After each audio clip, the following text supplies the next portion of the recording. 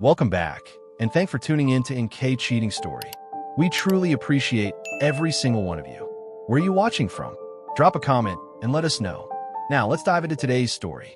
They say the worst kind of betrayal doesn't come from enemies. It comes from the people you'd lay down your life for. I'm Daniel Harper, 45 years old. No six-pack abs, but I keep in decent shape. I'm not the guy women turn to stare at in a crowd, but I never needed to be. I was a husband, a father, a provider, and for a long time, I thought that was enough. Renee, my wife of 23 years, used to look at me like I was her whole world. Somewhere along the way, that look vanished. She's the same age as me, average build, wears glasses, insists everyone call her by her full name like it means something. Renee always had this quiet, stubborn strength about her, but lately, it had turned cold. Then there's Chloe, our only daughter, 21, smart, opinionated, fiercely independent. She's a college senior but still lives at home because I didn't want her drowning in student debt. I worked extra hours, drove an old pickup that rattled like it had asthma, just so she could keep that luxury car she deserved. I thought I was doing the right thing. Thought I was keeping the family together. God, how wrong I was. It started with a feeling.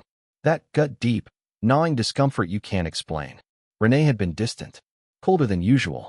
We barely talked outside of surface-level updates, groceries, bills, how Chloe was doing in school. The warmth was gone. So one evening, as she was scrolling through her phone on the couch, I asked her a simple question. Are you happy? She didn't even look up. Happy with what? With us? With your life? With me? There was a pause. She sighed. I guess I'm just bored, Daniel. No tears. No apologies. Just boredom. As if our marriage was a TV show that had lost its edge. I suggested counseling, maybe even a life coach. She agreed, half-heartedly. Started going weekly 2 weeks later. Part of me hoped it would help. Maybe bring some spark back into our lives. We still slept together twice a week, out of habit more than passion. I didn't think much of it. Maybe this was just what long marriages became. Then everything changed. It was a Saturday afternoon. I was working on the old sauna pump next door for our neighbors, Mark and Cindy. We've known them for years. Good people, a little older. Cindy bakes too much, and Mark's the kind of guy who can't hammer a nail straight. So I help out when I can. That day, while wrestling with the pump, I heard voices drifting over from the open patio door. Chloe's voice. I paused. God, Mom, you're so outdated. Give Max a try. Sally says he's wild. Just make sure you're satisfied, okay? I froze. I mean, you've been complaining about the bedroom stuff forever. Maybe this is what you need. Dad's going hunting next weekend, remember? I'll have Logan invite Max over. He may be scrawny, but he's into you. Sally said his size is just right for some fun. I dropped the wrench. For a few seconds, my brain couldn't catch up. My daughter, my own flesh and blood, was not only aware that her mother was unhappy in our marriage, but was actively helping her set up an affair. She even knew my schedule. She had planned around it. I couldn't breathe. I stepped back from the pump, my hands trembling, my jaw clenched so tight I thought my teeth would shatter. The bile rose in my throat. My daughter, the little girl I carried on my shoulders, the one I stayed up with through nightmares, who I taught to ride a bike, who I cried for when she got her first period because I realized she was growing up too fast. She was helping her mother cheat on me. I didn't confront them. Not yet. My rage was volcanic, boiling beneath the surface, but I needed to be smart. Strategic. This was no longer just about infidelity. This was betrayal. And not just from my wife, but from my daughter, too. That night, I didn't sleep. I lay awake, staring at the ceiling, listening to Renee breathe beside me like nothing had changed. Like she wasn't plotting to bring another man into my home. Chloe was just down the hall, probably texting Logan and Max and Sally, laying the groundwork. They thought I was clueless. They thought I was blind. But they were wrong. I was wide awake now, and I was going to make them regret ever thinking I was a fool. I didn't eat breakfast the next morning. I just sat there, staring at my coffee as the steam curled into the air and disappeared, like the illusion of my happy family. Renee hummed softly in the kitchen, cracking eggs like nothing had happened. Chloe breezed past in her college hoodie, phone glued to her hand, giggling at something. Probably texting that boyfriend of hers, Logan. Probably plotting. I watched them both, and all I could think was, how long? How long had I been the punchline in my own house? The worst part? They were comfortable. There wasn't a single flicker of guilt in their eyes, not a moment of hesitation in their voices. I'd been reduced to a schedule, a time slot, a weekend trip marked in a group chat to make room for Max, the man my wife was apparently preparing to sleep with, courtesy of my daughter's matchmaking services. I didn't want confrontation. Not yet. What I needed now was clarity. Cold, hard evidence. Something undeniable. Something they couldn't spin or cry their way out of. So I came up with a plan. 2 days later, I walked into work looking pale and dragging my feet. I told my boss I wasn't feeling right. Tight chest, shortness of breath, some coughing. He took one look at me and told me to go home and get tested. That's the thing about a world that just came out of a pandemic. No one questions a man who says he might have COVID. Perfect cover. Instead of going home, I checked into a long-term stay hotel on the other side of town. It was clean, quiet, and far enough away that no one would accidentally bump into me. I told Renee I tested positive and needed to quarantine for at least 10 days. She didn't ask many questions. Said she'd leave food by the door if I wanted to come home. I told her not to. Her voice didn't even flinch. She sounded relieved. That's when I knew I was doing the right thing. I spent the next few days making arrangements. I hired a friend of a friend, someone who used to do private surveillance work, to keep an eye on the house. I gave him exact dates. My hunting weekend was still on, according to them. They didn't know I'd be spending it gathering ammo of a different kind. Saturday came fast. I spent the morning pacing the hotel room like a caged animal. By noon, I got the first photo. There they were, Chloe and Logan walking up the front steps with a third guy. Skinny, dark hair, looked like a nervous wreck. That had to be Max. An hour later, Chloe and Logan left. Max stayed behind. I stared at the timestamp on the photo, 1:13 p.m. By 4 o'clock, he was gone. That was all I needed. When I walked back into the house Sunday evening, Renee was suddenly the most affectionate woman on earth, hugging me, asking about my recovery, touching my shoulder when she spoke. Her act would have been Oscar-worthy if I didn't know what she'd done the day before. But I noticed the little things. The way she crossed her legs while sitting, like she was uncomfortable. The way her smile was a bit too forced. The tension in her shoulders. And then there was Chloe, skipping through the kitchen like a child without a care in the world. At one point, she slapped Renee playfully on the backside, and they both laughed and coughed in unison like it was some inside joke. That moment nearly broke me. I felt a physical weight on my chest, like someone had tied cinder blocks around my ribs. But I couldn't explode. Not yet. That night, I told them I was too tired to sleep in the bedroom and crashed on the couch. Renee offered me a blanket. I didn't look at her. I lay there in the dark, staring at the ceiling again, but this time, something was different. I wasn't helpless anymore. I wasn't confused. I had the pieces of the puzzle now. I just needed to put them together and then destroy the board they were playing on. By morning, I had made a decision. I called in sick again and spent the entire day setting things in motion, starting with my lawyer. I updated my will, changed my beneficiaries, and made a list of every account Renee had access to. I started cleaning out joint cards, canceling automatic payments, and moving funds. But I wasn't done yet. I needed a finale, something poetic, something unforgettable. That's when the idea came. I remembered a segment on the news about a company that hired high-end escorts to seduce shady employees and record the encounters as blackmail. I wouldn't go that far, but maybe, just maybe, it was time to show Logan what betrayal really felt like. An eye for an eye, a lie for a lie. And for Renee and Chloe, they'd learn what it felt like to be replaced, discarded, and locked out of the very life they took for granted. Christmas was coming, and this year, the gift was revenge. The lights were strung across the front porch. Red, green, white, blinking just like every other year. The pine-scented candles flickered in the living room, and the artificial tree stood proud in the corner, dressed in decades of ornaments. It looked like Christmas. It smelled like Christmas. But this year, it wasn't going to feel like Christmas. It was December 24th, Christmas Eve, a tradition in the Harper household for 23 straight years. Renee had cooked her usual spread, honey-glazed ham, cheesy potatoes, cranberry sauce, and those rolls she insisted were homemade, though I'd seen the store packaging last year. I let her have her illusion. Tonight, I'd be taking mine back. We sat at the table, me, Renee, Chloe, and her boyfriend Logan. Everything looked picture perfect. Chloe poured herself a glass of wine, and Logan tried to act like he belonged. I could see it in his eyes, the nervous glances, the forced smiles.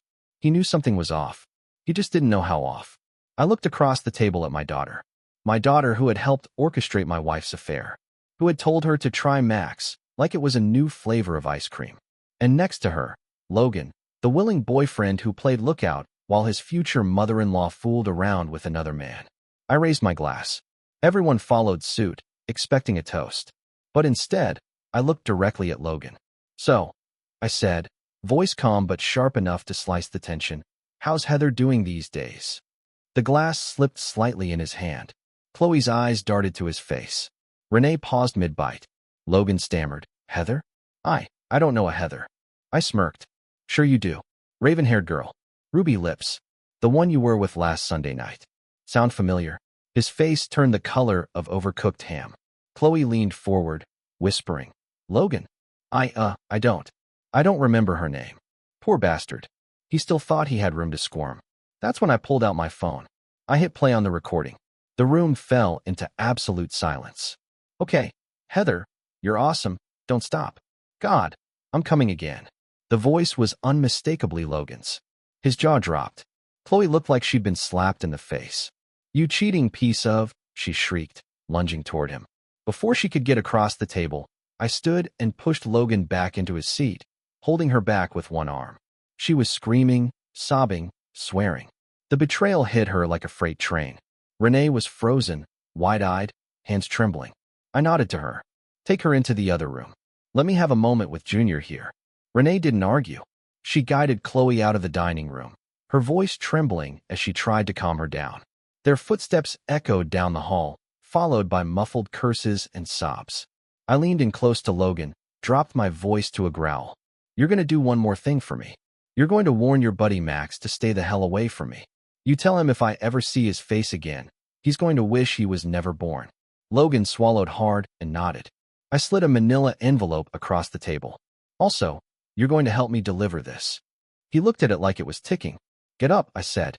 I walked to the kitchen doorway and called out, "Renee, Chloe, come back in here." They returned slowly, eyes red, cheeks damp. Chloe glared at Logan like she wanted to rip his throat out. I cleared my throat and raised my phone again. "By the way, the woman in the video? Not Heather. I don't even know her real name. She's an escort. One I hired." Gasps filled the room. Chloe's mouth dropped. "You hired her?" I nodded. "I did, sweetheart. Tell me, how does it feel to be stabbed in the back? To have someone you trust betray you for their own amusement?" Renee took a small step back. I saw it, the guilt rising in her eyes. Chloe glanced at her mother, then back at me. The betrayal was beginning to turn inward. I turned to Logan and gave him the signal. He stood up, picked up the envelope, and faced Renee. "Renee Harper," he said, trying not to stutter, "you've been served." He handed her the divorce papers. For a second, I thought she might faint. Her face went ghost white, lips trembling, eyes watering. She clutched the envelope like it was a snake about to bite her. Behind her, Chloe started to cry again. While the two of them collapsed into each other's arms in the hallway, I stepped outside. Parked on the street was a rusty 2002 Chevy Malibu, orange and green, the kind of car that rattled when you looked at it too hard. It was Renee's new ride. Every item from her luxury car had already been moved into it. Same for Chloe. Her early graduation gift, the brand new white coupe she adored, had been towed away that morning. A trash bag with her belongings now sat on the porch. One by one, I took back everything they took for granted. Merry Christmas. The reckoning had only just begun. I stood on the porch for a moment, watching the cold night sky stretch above me. The stars were out, mocking me, maybe. The kind of night that used to mean warmth, laughter, family. Now it felt hollow, stripped of everything familiar. Behind me, the door was still open. I could hear Renee sobbing, Chloe yelling, their cries bouncing off the hallway walls like ghosts in a house that no longer felt like home. I didn't go back inside right away. Instead, I walked down the steps, took a slow lap around the yard, and stared at the for sale sign I'd planted in the grass the night before. The ink on the paper wasn't even dry yet, but it felt good seeing it there, standing like a promise. A warning. This life, this fake domestic bliss, it was over. Back inside, the tension was thick enough to choke on. Renee and Chloe had disappeared into the master bedroom, probably trying to convince each other this was all a bad dream. that I wouldn't go through with it, that I was bluffing. I wasn't. I headed to the garage. Chloe's beloved coupe had already been taken away, loaded onto a tow truck just after midnight. I had arranged it perfectly. The driver didn't even need to knock. Her keys were in my drawer, and her name wasn't on the title. It was never really hers to begin with.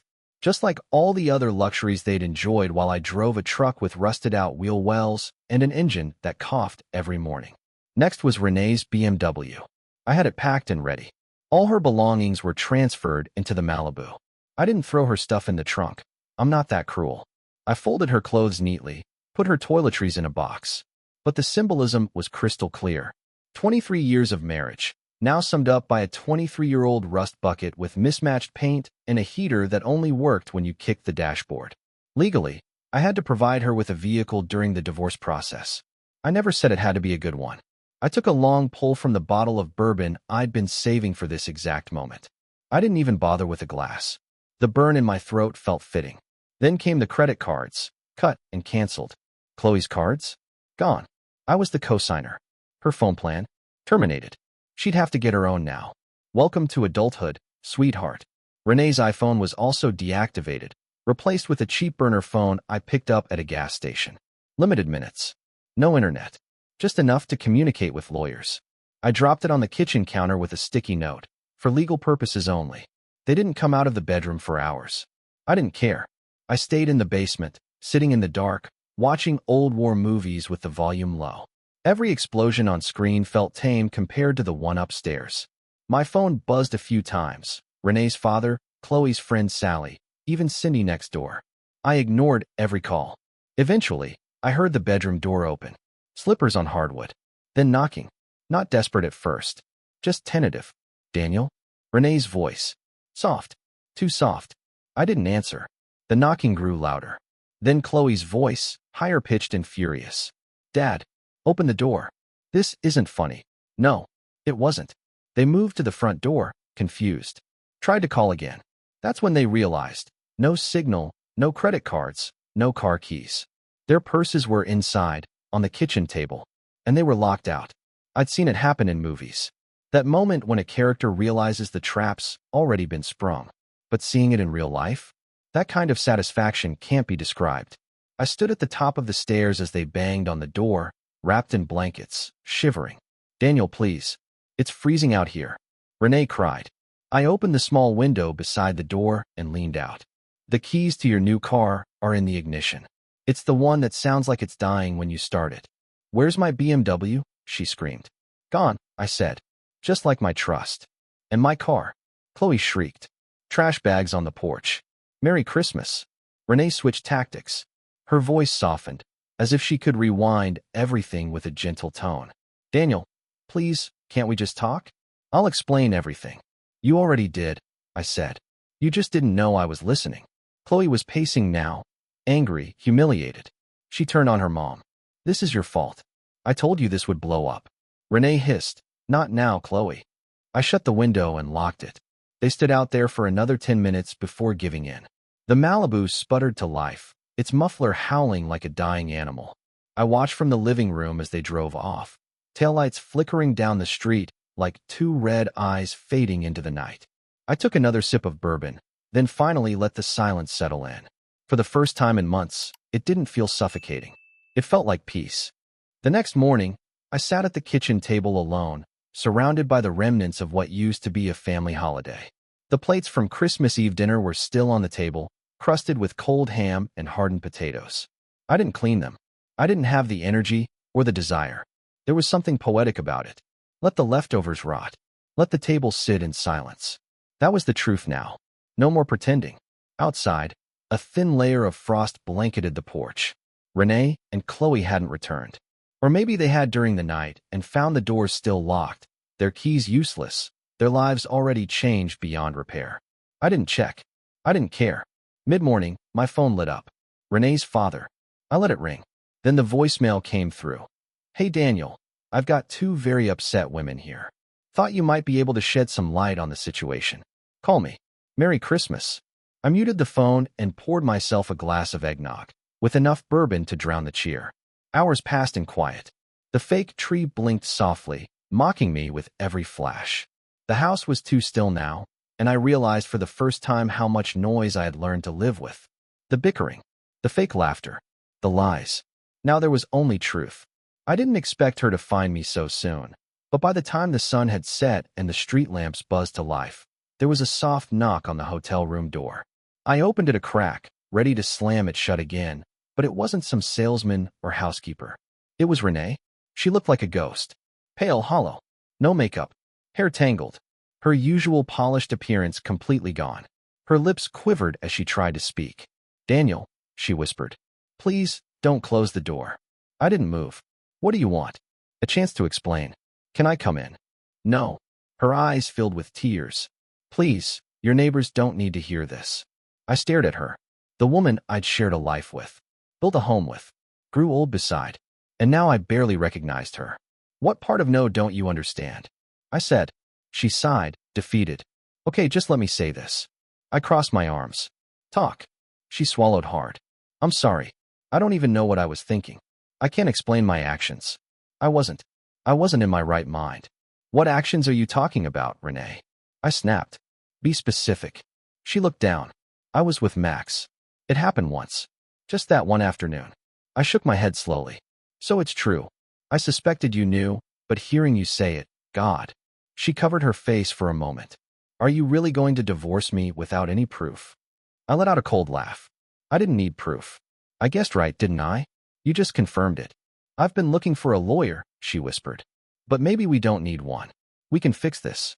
"It's a little late for that," I said. "Why didn't you decide to fix it a month ago? When I asked if you were happy, when I told you I missed you, when I begged you to talk to me like a partner again." "I was stupid," she said. "Selfish." "You were worse than that," I growled. "You involved our daughter. You brought Chloe into your lies. You let her help you cheat on me, and you never once thought about what that would do to me." She didn't know how far it would go. She knew exactly how far it would go. I interrupted. I heard her planning it, heard her laughing about it, heard her saying Max's size would be fun for you.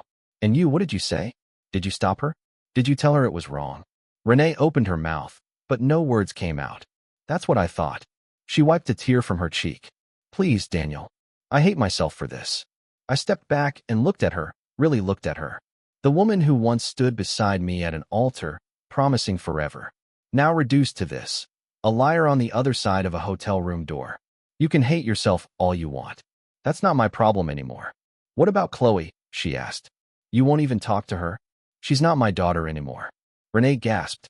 "You don't mean that." "I do. I gave that girl everything. Everything. And she helped destroy me. Helped you destroy me. You want forgiveness? Go find it somewhere else." She sobbed quietly, one hand on the doorframe, her shoulders trembling. "Please, don't shut me out completely. Just give it some time." "I've given you 23 years, I said. "Time's up." I closed the door. She knocked softly, whispering my name through the wood. But I didn't answer.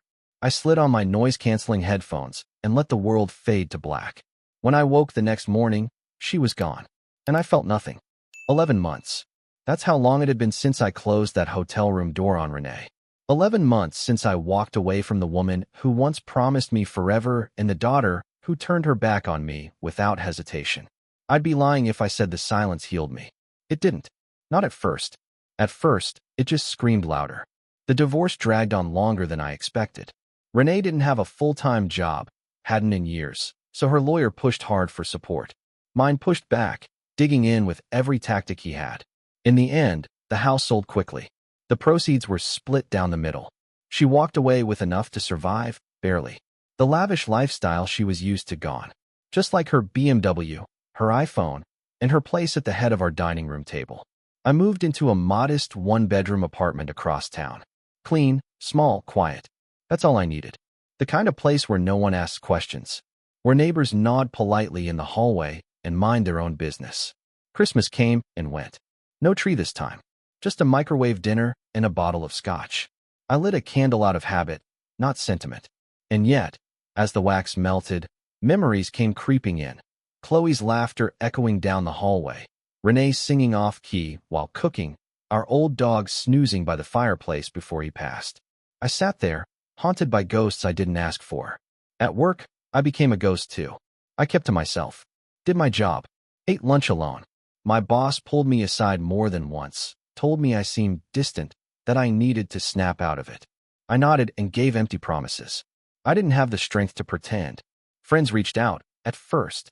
Some invited me out for drinks. Others tried to set me up with someone new. I turned them all down. Eventually, the calls stopped coming. The invitations disappeared. I took up running just to feel something. Anything. 5 miles, then 6. I started losing weight. Clothes got looser. People at the office noticed, complimented me.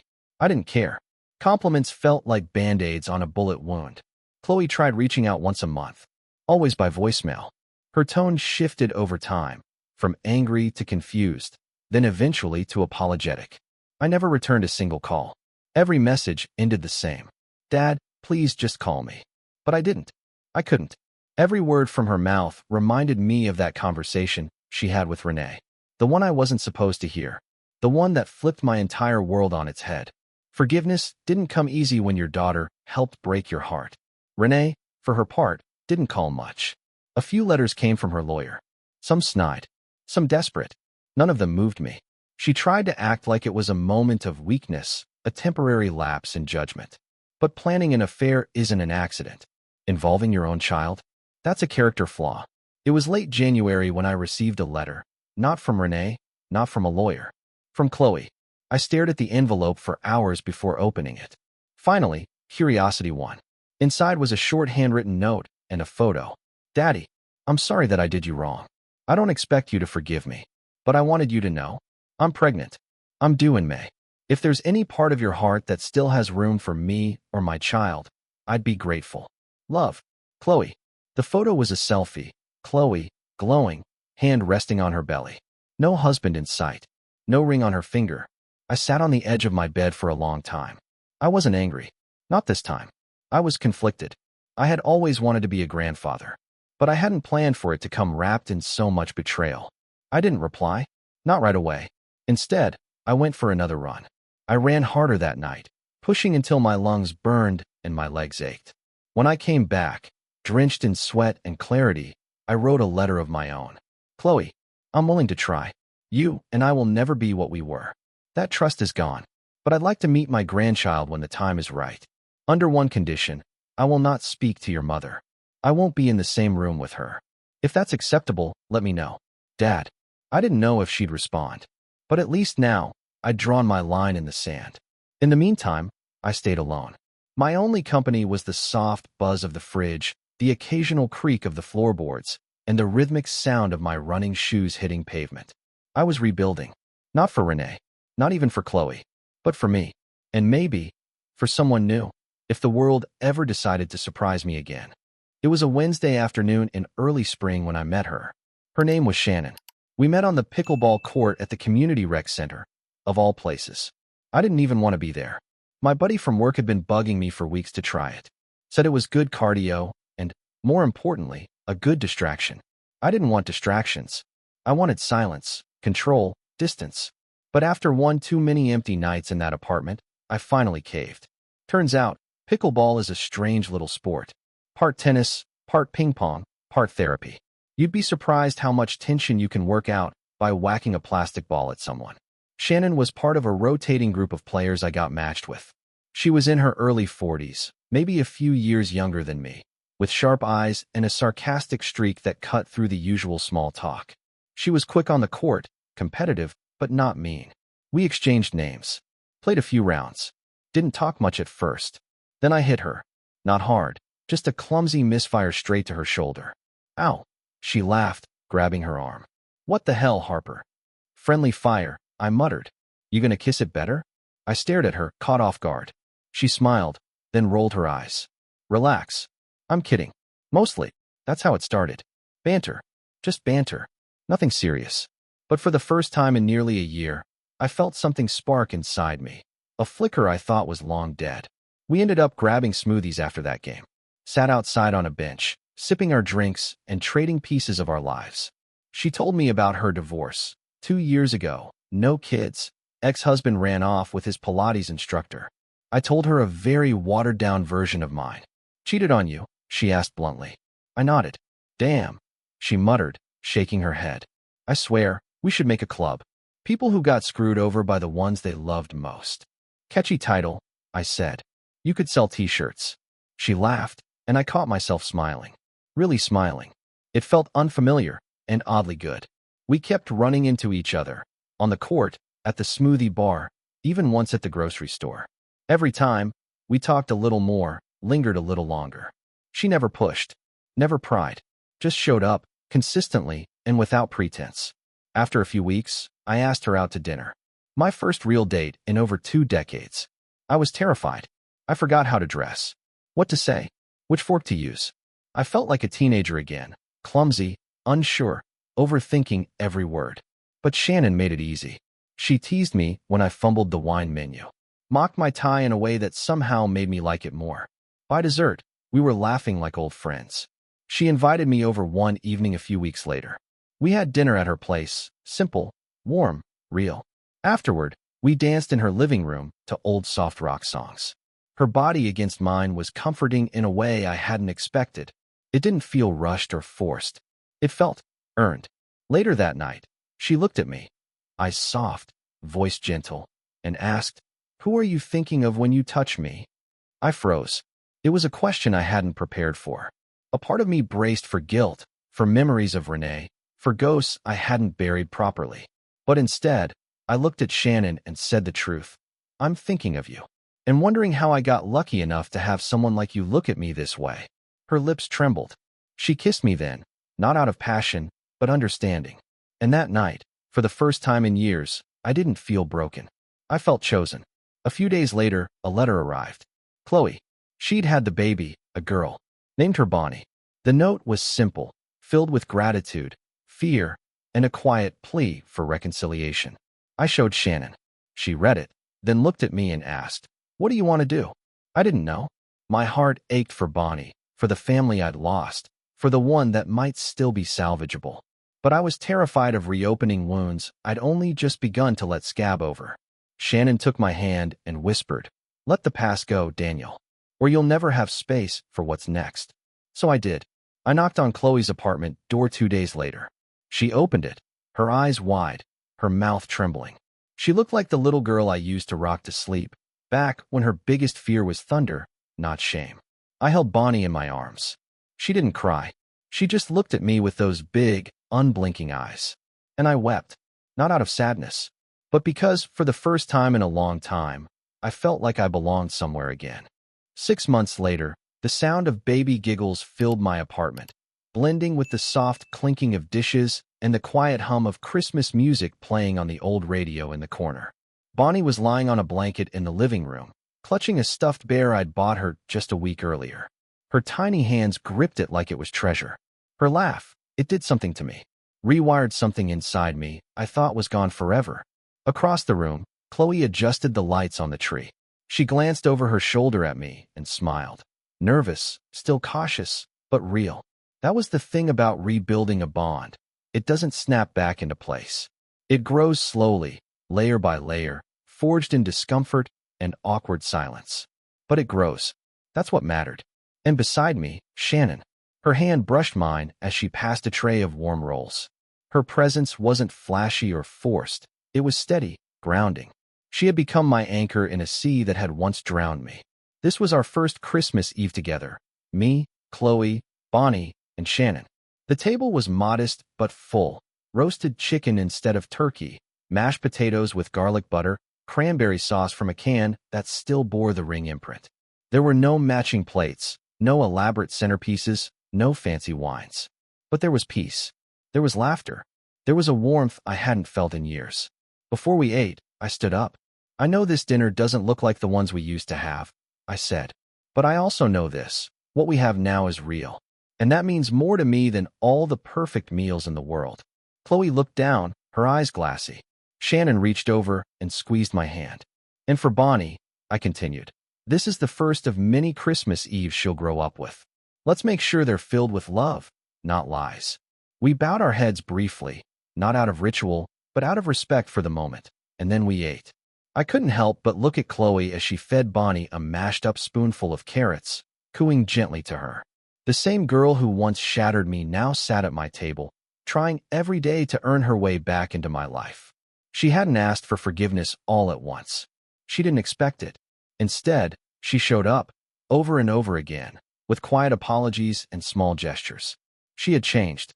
I could see it, feel it. After dinner, Shannon and I helped clean up, while Chloe rocked Bonnie to sleep in the spare room I'd turned into a makeshift nursery.